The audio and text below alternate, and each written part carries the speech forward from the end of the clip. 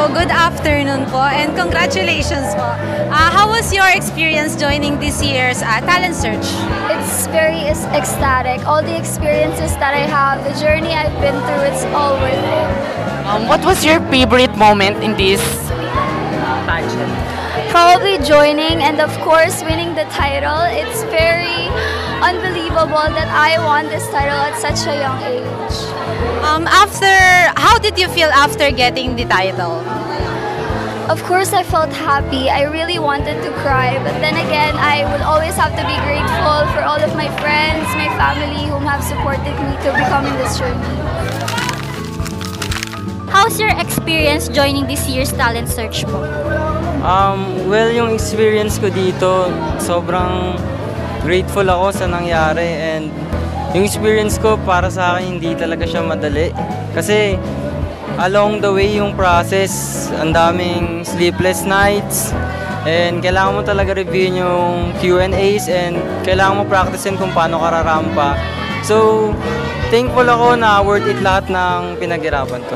What was your favorite moment in this competition? Nung nanalo ako, syempre. Kasi hindi ko talaga in-expect na mananalo po ako kasi hindi ko alam, baka in-underestimate ko lang yung sarili ko, ganun. How do you feel after getting the title? Ayun, yung kanina, nagulat din talaga ako sa nangyari. Then, masasabi ko lang, worth it talaga lahat. Yan lang po. How was your experience joining this year STI Talent Search? At first, syempre, kinakabahan ako. Pero nung nandun na ako, sobrang nag-enjoy na lang ako. Ginawa ko na lang lahat ng best ko. What was your favorite moment of this competition po? Yung favorite moment ko is nung nag-a-award na ng mga special awards. Kasi sobrang kinakabahan lahat. So nakikita ko lahat ng kaba nila and excitement sa pag-a-award. How did you feel po after getting your awards? Siyempre, sobrang saya ko po na nakuha ko tong award na to kasi alam ko po sa sarili ko na ginawa ko yung best ko para makuha tong award na to. Yun lang. How's your experience joining this year talent search? I feel very pressured because I put a lot of effort, lalo na nung preparation, syempre, tiring days, sleepless night, then, ayun, I'm very proud to myself naman kasi na-achieve ko kahit first one. What was your favorite moment of this competition? Favorite moment ko to this competition is yung in-announce yung winner kasi I believe that yung title holder ngayon is deserve niya naman kasi nag-effort din siya. How did you feel after getting the title? Very proud kasi even di ako yung pinaka-title but still nakapasok ako sa top 5 and naging first runner-up ako and for me it is one of the biggest achievements in my life. How's your experience after joining the talent search? Okay, so well, first of all, medyo hindi na ako kinakabahan or di ako kinabahan kasi again, nagko-compete na ako for almost 3 years. So from second year to fourth year, so sumali na ako ng talent search. Though, medyo sobrang bigat lang ng pressure kasi ang daming taong nag-expect na manalo ako ulit. So, what was your favorite moment of this competition? Nung in-announce na yung winner kasi sobrang taas nung tension kasi I mean, to be honest, I really did not expect na mananalo ako. Though maraming nagsasabi or maraming nang sumisigaw na hindi ko yung panalo, ganyan. Pero hindi ko talaga siya sobrang iniisip kasi again, kagaya na sinasabi ko before, hindi ko talaga goal na manalo. But since binigay siya sa akin, ang goal ko na now is manalo hanggang nationals. How did you feel after getting the title?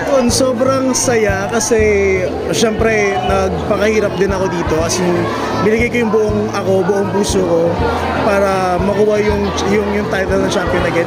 And gusto ko rin magpasalamat first of all to my friends, classmates, family who really supported me throughout this journey. So, ayun, maraming salamat. How's your experience joining this year's talent search? Medyo nakaka-overwhelm kasi ang daming sumali pero carry lang. Kayo lang. What was your favorite moment of this competition?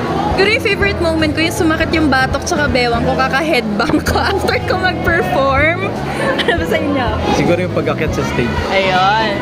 And then yung feeling bago umakyat ng stage kasi bago ka umakyat ng stage, grabe yung kaba. Pero once na nakatapa ka na sa stage, wala na lahat. How did you feel after getting the title? Grabe. Kasi first of all, ako yung host. And practice pa lang pinag-uusapan na namin yan. Don't mention anything about manifesto, kinakabahan ako. And nung na-announce, gusto kong umiyak, gusto ko tumalon sa saya, but I need to keep it, I need to keep it demure. I need to keep it classy sa harap. But very happy, speechless talaga, overwhelming yung saya, and of course, yung support ng mga kaibigan and family members. How's your experience joining this year's talent search? Sobrang saya po. And sobrang memorable po niya sa akin. Yung experience ko po is during the training, ang hard po talaga siya, pero after all, na-paid off din po siya lahat. What was your favorite moment of this competition? Siyempre po yung nanalo din po kami, kasi po pinaghirapan din naman po namin. Google po kami ng time and effort, and masasabi ko lang po, worth it and trust the process. Naman po is yung bonding namin, and this day po kasi nag-champion po kami. Yung pagkapanalo po namin and yung bonding po namin as a team, pero hindi lang po kami nagbabonding as a team po, as a friends din po, and Last question po, how did you feel after getting the title? Sobrang saya po. Ay, hindi ko po maipaliwanag yung nararamdaman ko. Actually, this wasn't my first time winning local. Last year po, nanalo din po kami, pero hindi po ganito yung same feeling since I got some problems with my old members po. But today po, nanalo po ako, which is very worth it po kasi lahat po ng pagod ko and lahat ng mga sinacrifice ko for this competition is very worth it po. Kasi ang dami ko din pong napaghirapan, and lahat ng napaghirapan ko po is na-paid off naman po. Yung na-feel ko po is parang I think I have the more opportunity na makapag-inspire po ng mga people since may title na po na gano'n. Naalala na hindi lang kami sumasayo, kundi din kami para mag-inspire ng mga tao. Ayun. Tears of joy. Kasi me personally, hindi talaga ako umiiyak. But kanina nagulat ako, umiyak ako. And super saya po kasi grabe yung namin, sinacrifice naming time, pagod, ang dami, sa academics, kahit nahihirapan na kami, pinupush pa din namin yung sarili namin makapag-training. Kaya super happy namin kasi lahat ng hard work namin naging worth it siya. Saya lang po. Tapos, may promise po rin po kasi ako sa nililigawan ko po na ibabawi ko po siya sa class ko. Kaya hindi pa po ako kontento sa kung anong title po. Meron pa po. Ayun.